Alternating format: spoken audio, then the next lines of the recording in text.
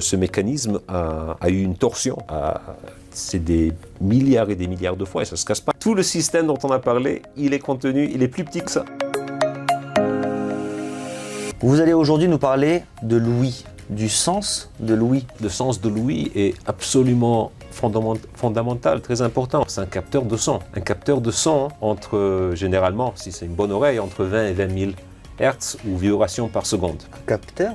Un capteur, notre corps humain, il est plein de capteurs et d'actuateurs. Alors les capteurs, on a plein de capteurs. On a un capteur de lumière qui est l'œil, un capteur de son qui est l'oreille. On a un capteur de molécules qui est le nez. On a la peau qui est un capteur de température, de pression, d'humidité. Incroyable, mais venez, on revient à nos oreilles. Pourquoi est-ce si étonnant ? Vous avez un dispositif à l'intérieur qui n'est pas plus grand qu'un shekel et avec lequel vous pouvez aller à un concert et vous régaler. Il y a deux considérations à faire pour chaque son. Pour le son, il faut savoir quelle est la fréquence du son.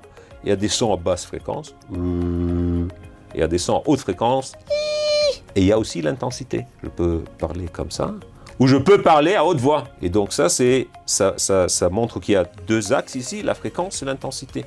Et l'oreille réussit à distinguer les deux. Tout le dispositif de l'oreille, et on va regarder ça en détail, c'est tout petit. C'est un truc qui fait quelques millimètres de grandeur. Et il y a des os qui sont les os les plus petits du corps humain qui sont connectés au tympan. L'air, le son, c'est des vibrations de l'air qui rentrent dans l'oreille, qui rejoignent le tympan. Le tympan, c'est une membrane très fine qui vibre et ça transforme tout ça en signaux électriques qui vont au cerveau. Le cerveau les interprète comme des sons et de là interprète si c'est quelqu'un qui vous parle ou c'est un violon qui joue ou c'est une explosion ou quoi que ce soit. Ces trois os, ils sont connectés et il y a des points de rotation là-bas. Entre le premier et le deuxième os, c'est un point de rotation et vous pouvez vous poser la question, dans notre vie, combien de fois ce mécanisme a eu une torsion?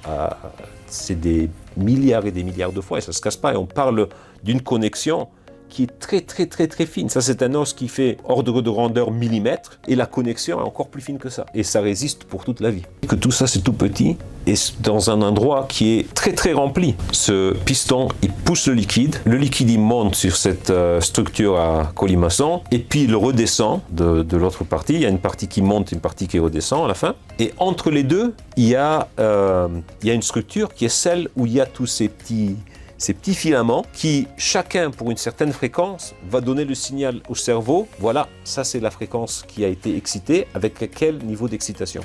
Et de là, le cerveau il va décoder toutes ces excitations et dire « Ah, ça c'est le violon ». Ici, il y a des systèmes flexibles, il y a différents liquides qui ont des densités différentes, qui sont appropriés pour ce genre de travail. Et vous avez ce liquide depuis que vous êtes né jusqu'à la fin. Pendant 120 ans, on a ces liquides dedans dans ce système fermé qui n'évapore pas, qui reste là. Pas d'apport, pas de soustraction. Combien de fois dans notre vie, ces membranes ont vibré? Et c'est un nombre fou. Quel matériau vous connaissez qui résiste pendant une centaine d'années sans se dégrader et qui maintient cette flexibilité pour pouvoir écouter? Ce qui est fascinant, c'est que sur cette espèce de colimaçon, il y a tous ces milliers de petits cheveux sensibles à ces vibrations et la position de ces petits fils est correspondance à une certaine fréquence. Donc au début, à l'entrée, c'est les hautes fréquences. Quand vous arrivez au sommet, c'est les basses fréquences. Et donc en fonction de quel filament est excité, transmet le signal au cerveau. Le cerveau sait lequel c'est excité, il sait très bien quelle fréquence c'est. Et puis il réussit à combiner, à additionner toutes les fréquences et à reconstruire le son dans notre cerveau. Ça, c'est une pièce d'1 shekel. Tout le système dont on a parlé, il est contenu, il est plus petit que ça. Et on a parlé de la cochlée qui est la partie de droite de ce système. Mais il y a toute une partie là-bas à gauche avec des trucs circulaires un peu comme ça. Qu'est-ce que c'est que ça? Ça, c'est la partie de l'équilibre. Et ce qui est fascinant, c'est qu'en hébreu, on dit oznaim, c'est écouter, c'est l'oreille, les oreilles. Et on dit moznaim, les balances, l'équilibre. Donc oznaim, c'est la même racine. Et alors, ça semble évident que l'équilibre et l'ouïe, c'est la même chose. Eh bien, ce n'est pas, parce qu'en fait, les scientifiques, c'est un scientifique français qui, en 1824, a découvert à travers certaines manips qu'il y avait une connexion, que cette partie derrière la cochlée, dont on ne savait pas qu'est-ce qu'elle faisait, elle était responsable pour l'équilibre. Et c'est celle que, donc, l'oreille et l'équilibre, l'ouïe et l'équilibre sont connectés dans le même dispositif. Merci beaucoup.